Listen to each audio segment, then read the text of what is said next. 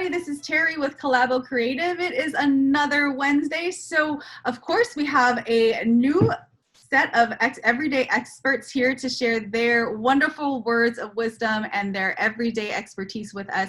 Because like we said, if you've been watching this series from the beginning, the only way that we can improve as a society and help build each other up is to actually listen and learn from one another. And so we have two amazing, wonderful new friends that I am super excited to learn from, and hopefully you all are as well. So I'm gonna let them go ahead and introduce themselves. Can we start with Rochelle? Hi there. Well, first of all, thank you so much for having me here. It's been truly an honor. I really appreciate it.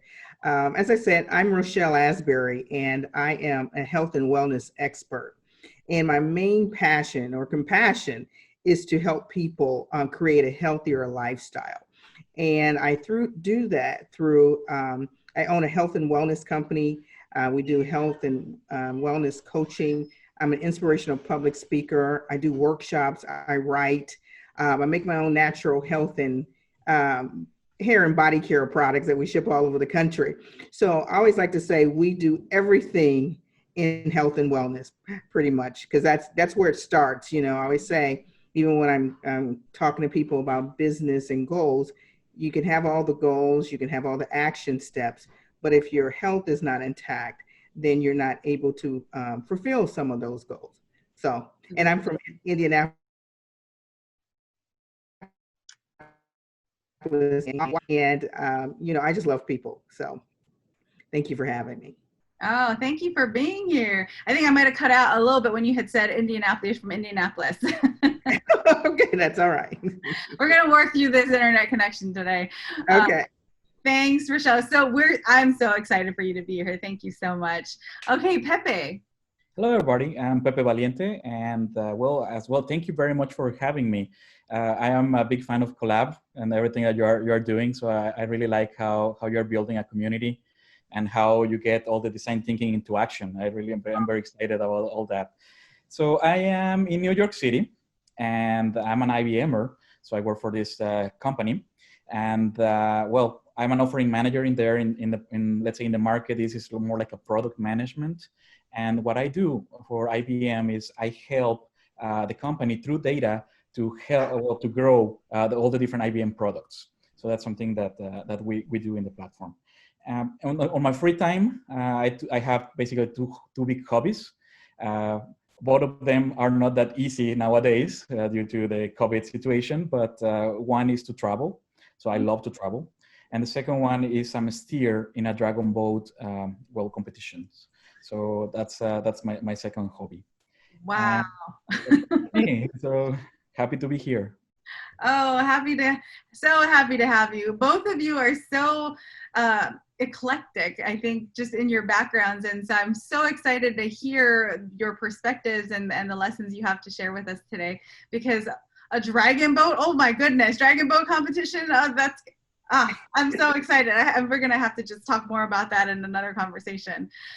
Okay, well, so to get our conversation started, it's always fun to start with one thing that we're grateful for today, just so we can, you know, like you said, Rochelle, it all starts with our own personal health and wellness, right? Including our physical body as well as our mind. So getting us into the right headspace, let's start with one thing we're grateful for today. So actually, we're gonna go backwards. So Pepe, if you could share with us one thing you're grateful for today. Sure. So I think that what I was thinking when you asked me this, hey, what is the one thing, right? It's very difficult for me to synthesize everything into one single thing I'm thankful of. So I will give you three, if you allow me. So the first one is I'm thankful to be alive. So it is. I mean, we are living on a very challenging time where we don't have life for granted. And unfortunately, we are living a situation and coming, from a New York City guy, we were hit very, very badly. And I am very thankful that I have the opportunity to see one more day. So that's something that I'm very, very thankful. The second piece is my family. So my close family, my extended family, they are the pillar on my life. And I'm very thankful that I have the opportunity to talk to them, to talk to my wife, my parents, extended family. So they're very, it has been a very, very interesting support during this time. Mm-hmm. And the third one is that I have a job. So luckily for me is well, of course, every business, every industry has been impacted by the situation we're currently living. However, for me, and I will talk a little bit more on this, when we talk about digital processes and digital transformation and everything moving into that situation where we are not allowed to be face to face with people, with customers, and so on, we turn into the internet, we turn into digital strategies. And I work with that. So for me, it has been like more work, more work, more work, and accelerate and go faster. So I'm very thankful that I can do that from home and that I can keep working. Mm-hmm. Mm-hmm. Oh, that's fantastic. You're just over deliver. You love to over deliver. And I love it. It's the essentials, right? Life, family, and job. And I know everyone out here who is connecting on internet and on Zoom and using all of these digital platforms, we are thankful for all the work you are doing to keep things running and improving on them. So thank you. Okay, Rochelle, what is one thing, at least one thing that you're grateful for today? Well, I must say, I think Pepe read my notes over here. I was trying to figure out how do you do that? Because actually, I was going to say all of that, really. But I just would just like to ditto that. I mean, I am so grateful for life. I'm so grateful that I'm on this side of the earth today. I know that it could have been differently, because sometimes we go to sleep at night. You never know. Life changes. It is so precious. So I'm so grateful that little things I think, sometimes we take for granted sometimes. And I think it's just, just being in the moment and just really wrapping my mind around that I'm here another day. And I don't want to take that for granted. My husband is healthy, my daughter is healthy, and I didn't get any calls in the middle of the night saying someone was ill. So, I don't have to look really hard at things to be grateful for. I'm just grateful for my life and just, just don't want to take that for granted. So, and I'm grateful that I have a business, and I'm grateful that I'm loved. I'm grateful to the fact that I'm meeting wonderful people, like you, Terry, and now Pepe. I'm just grateful. I just love people. You see that.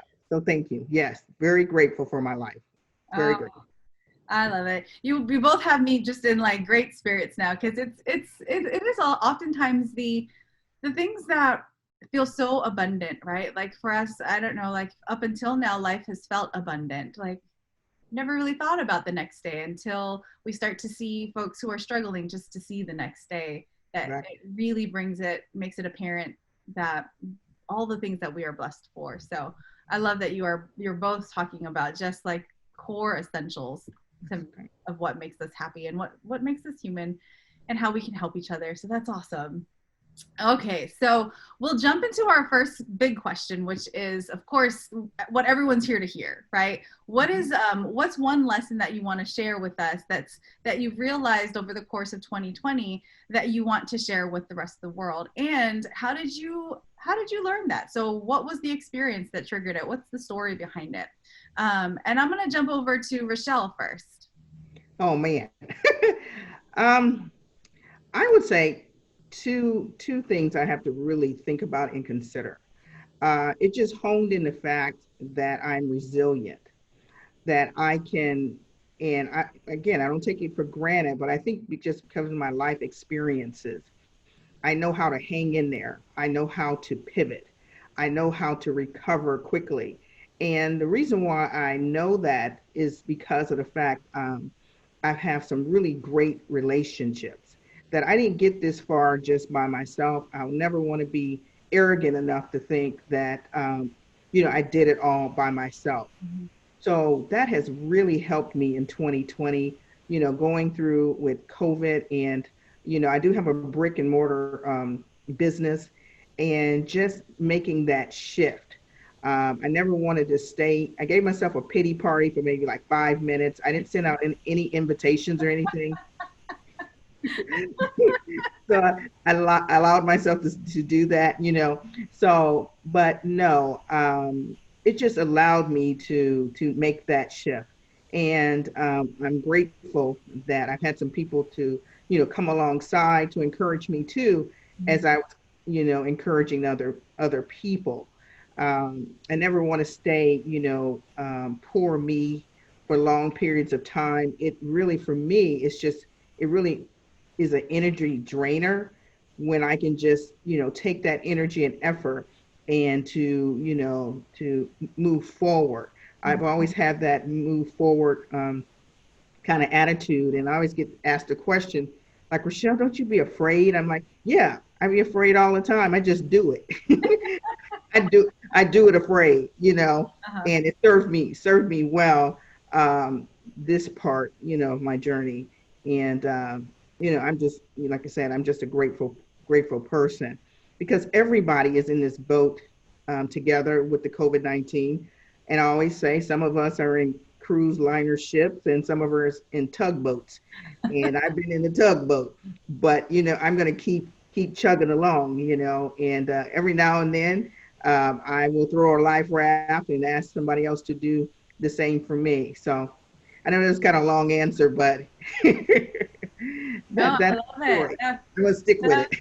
Yeah, that was fun. I mean, I love your metaphors too, right? Like we're all in the same waters. We're all in the same, whatever, if it's a pool or an ocean together, but we do have different kinds of boats, right? And it doesn't matter what boat you are on, but the fact that you're on a boat. And if That's you're right. able to throw a lifeline, then throw a lifeline, right?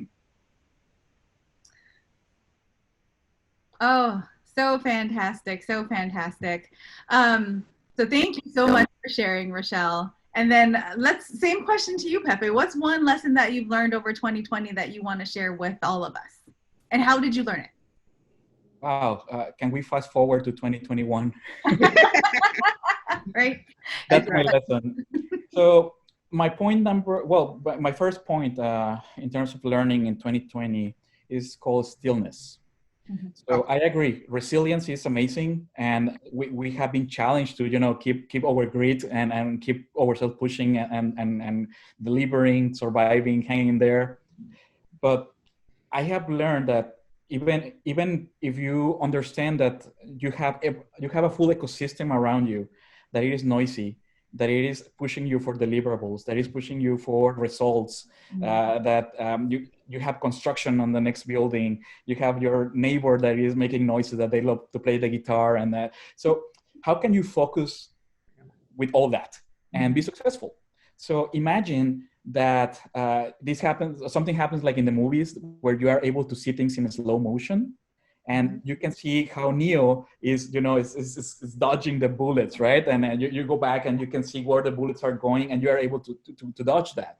So I believe that in my business it's very similar. So how can we manage everything that is happening around you and try to avoid all the noise, avoid all the different things that are not a priority at the moment, focus on what matters, and try to deliver value. So for me, it has been stillness.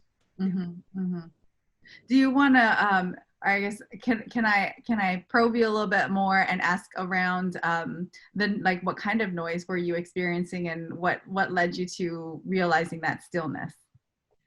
So I would say that there are two different variables. So one is at the personal level. So of course that I have a lot of noises and I have a lot of temptations and challenges as a human being. So any of us, and as a team or as a leader. So and Rochelle, I would love to hear what you think about this piece, because you need to manage. You talk about relationships and how you foster those relationships to accomplish a mission, right? So in the corporate world. We are expected to continue delivering. We're expecting to continue accelerating the steps and moving forward. But how can we do that when you have the situation we have with the sanitary situation with COVID? How can you do that with the business situation we're facing, where we're also stepping into a crisis, and where everything is important, and families are struggling, right?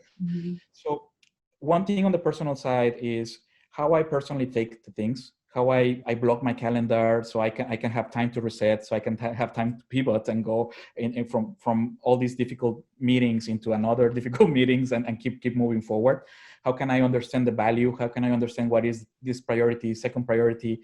I have stakeholders asking me, hey, this is important, but the very first question is, to me, is, hey, does it make sense? Mm-hmm. And if this makes sense according to my mission and according to what I want to go, I take it. If this doesn't make sense, maybe something very cool. It may be something that stakeholders asking me for something top notch to apply and implement, but maybe that is not the right thing. So how can you say no to those people and keep focused on one thing? Mm-hmm. How can you keep your team focused? How can you understand that they have families, that they have kids, that they have other kind of challenges, and you cannot just go there and push them? Hey, what is your status? What is your deliverable? When are you going to have this? I need you to deliver this by Friday. Right. All these change. And I believe that the way you approach, the way you talk to people, the way you lead by example, because I'm sure that none of us learn how to ride a bicycle by learning a book or watching a TV show. You need to step in and try to get into what other people is thinking, and try to understand and see what is humanly possible, Mm-hmm. and how you can translate that into something that you can talk to different stakeholders, your managers, your VPs, etc., so they can understand what the situation is and what you can humanly do with the resources you have, with the people you have, and try to make it all work. Nice. Well, and that's awesome. I think you started to allude to the next question, which I'll throw over to Rochelle first, is so with the lessons that you both had just talked about, you know, in the idea of resilience and how you're carrying that forward, and then for you, Pepe, with stillness and how you're carrying that forward, both personally and professionally. So how do you see the lesson that you've learned? How do you see that applying as we are moving into this kind of ambiguous new reality, right? We don't know exactly what's going to happen. People are still like, I have a daughter, so it's like, is she going to be at home? Is she going to be online? And, you know, dealing with all of the uncertainties around how life is moving forward. How do you apply your lessons learned to your life? And how you know, like, what are tips that you could offer to people who are watching and how they could apply this to their lives? So we'll start with you, Rochelle. Okay. I tell you, I'm glad you connected me to Pepe. I think, again, he has read my notes. He must have read my book I've written, Joy is in the Now Place, because that is so true. The audacity to be present, that's the subtitle to it. That is really important. I think you have to be still to get the information. I believe that there's power in stillness. There's power and clarity in your stillness, so you know how to move along the way. And I've used the stillness to get me to the part of being able to be resilient and knowing how to pivot. If you're not quiet enough, then you don't get the information that you need, and so you're just kind of running in 12 different directions. You're just moving, but you're not being effective. You're moving and you're not being impactful. So I would say that I have to piggyback on Pepe, because that is so true. And again, it doesn't take you have to sit still for 8 hours. Just being consistent and carving out some dedicated time, even putting it on your calendar to get some clarity, and then you get some confirmation, then you'll know what to do and when to do it. Mm-hmm. So with that being said, I think that's really have sharpened my resiliency, and also knowing how to pivot, because I did spend time of being quiet and being still. Mm-hmm. And so that is really important. And I think too, when you do that, I think it kind of minimizes the angst. It minimizes the fret. Mm-hmm. And then you can make some good decisions for you and your family. Now, granted, it doesn't happen overnight. It really takes little, baby steps. Some of the people I've coached along the way, they sometimes want to just get it done all in one night. And I'm saying, did you get here in one night? Where are you at in your business? They're like, well, no, just give me the answer. And so, I think when we kind of roll it back a little bit and just say, we have to take these things just one bit at a time, just like if you're a family person and when you brought your child home or your pet home, you just didn't give them a big, huge portion. You gave them a little bit at a time, so it can be palatable, so it can be digestible. And that's where you feel empowered. That's where you feel strong. So those are the kinds of things that I use in my life every day is to sit still, to journal, to get some clarity on what is needed. And again, and that's where you feel resilient. And then you're able to, shift, you're able to pivot. So my daughter said, make sure I don't, give any of those sports analogies, because I do love sports. So I won't talk about forward progress and all of that. But even too, I'm going to slip it in anyway. Don't tell her I did it. But even, when we're able to go back to football, in order for, to take the ball and make a touchdown, there's some steps along the way. Now, there are times when somebody will receive the ball and take it, all the way down. Nobody's coming at them, but that's like few and far between. Same way with life, we have things come to us at all times. Like you said, Terry, is my daughter going to go back to school, or she's going to be at home for a little bit? What does that look like? Do I need to order a big desk or a small desk? So you have those kinds of things, and that's what I always say with life, being still, quieten yourself, get your direction, then work at it little bits at a time. So that's what I'm saying. Thank you. Awesome. That is fantastic. And I love the way you frame. I love sports metaphors. They just work. They help us get into that. We understand sports. If we understand the game, it helps us understand it. So I appreciate a metaphor, and a sports metaphor is fine. So for Dominique out there, your mom's good. Okay. So let's going back to you, Pepe. You had talked about stillness, and I'm assuming that you have brought some practices of how you're practicing stillness. Do you want to share some of your tips on how you're bringing stillness and how you think other people can help bring stillness to their lives? Sure. And I believe that this is very connected to what Rochelle just mentioned a second ago. So I will also do a reference on your comment. And I will also start with an analogy with on sports as well. So I would say that this is a marathon, not a sprint, right? So when we talk about how this new reality is going to be, how the world has been behaving, how the things are happening, and everything that is, in different countries, different timelines, and different struggles as well. So it is very important that we can understand that this is something that is going to take some time. So that we can allow us to understand that piece and set that down, understand that it's going to take time. And how you tackle that uncertainty is, as you mentioned, one step at a time. In agile world, is like that. So we need to deliver a project, and we start knowing or not knowing how the deliverable is going to be. But what is important is that we touch base with our stakeholders, we touch base with the people who is asking for the project, and we check, are we on the right path? Fine. Hey, this is not what I asked, this is not what I need, modify. And one step at a time. So my recommendation here is try to focus on what matters. Try to understand what is the priority in your life. So understand the priorities for your work as well, and try to support that. And try to be open and communicate in the same way, because we're not magicians, we are not wizards, we don't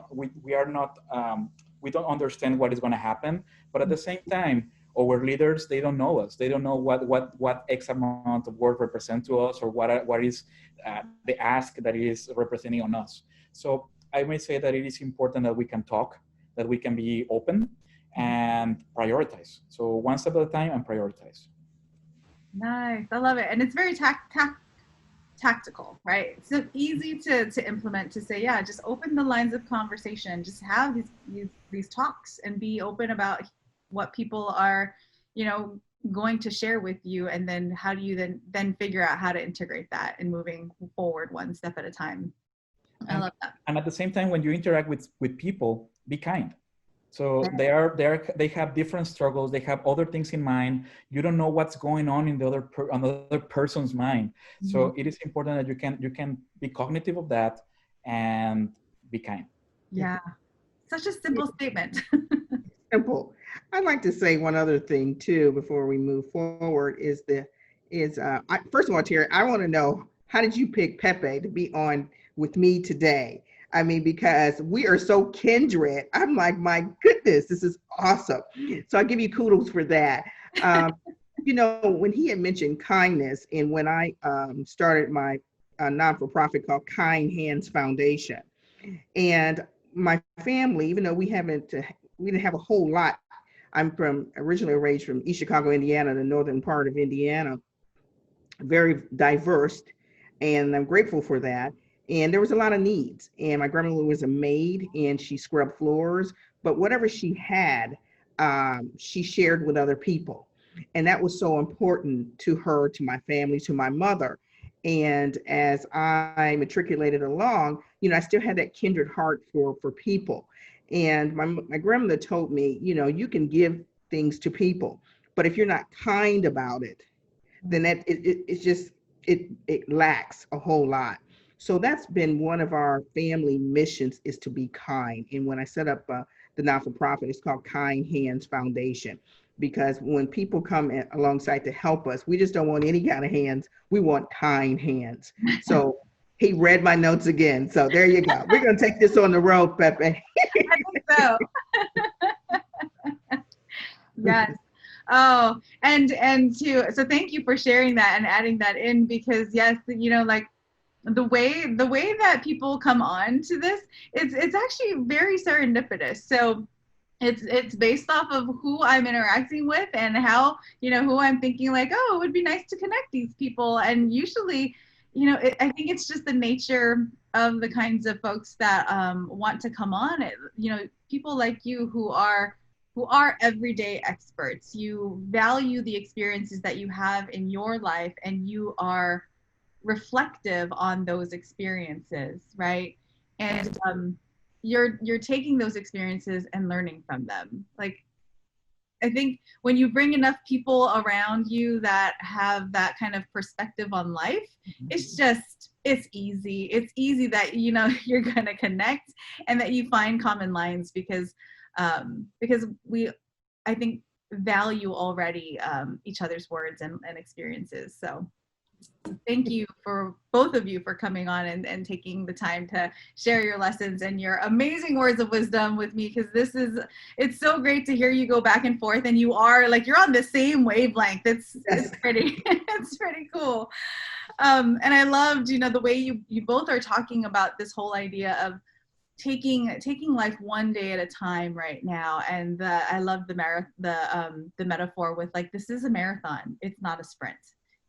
And when you think about it that way, and one thing that was super powerful for me, Rochelle, when you had said it, was like, you didn't get here in a day. And I was like, oh my gosh, you're right. We didn't get here in a day. It took years for us to get to where we are, both positive and negative, right? So it's not going to be a day, it's not going to be a sprint to turn things around or shift the direction. It's going to be one day at a time. So thank you both so much for your perspective and sharing your wisdom with me and everyone that's listening out here.